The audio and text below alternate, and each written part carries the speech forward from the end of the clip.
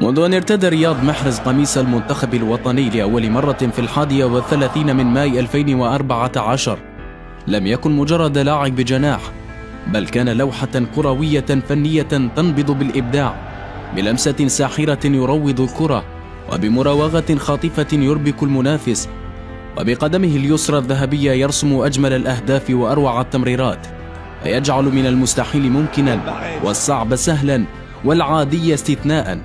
كان هادئا في ملامحه، عاصفا في عطائه، أنيقا في أدائه، وحاسما في لحظات الحسم. على مدار 12 عاما تحول إلى رمز للفن الكروي وعنوانا للإبداع الكروي.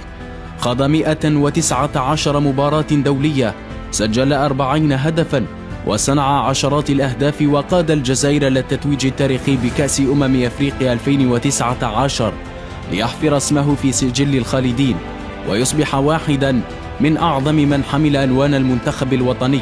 واليوم يعلن رياض محرز اعتزاله اللعب دوليا، ويغادر المنتخب لاعبا ويبقى في ذاكرة الجزائريين أسطورة ترك بصمة لا تمحى وسحرا لا ينسى، وإرثا سيظل يتردد مع كل لمسة جميلة وكل مراوغة ساحرة وكل حديث عن عظماء الكرة الجزائرية.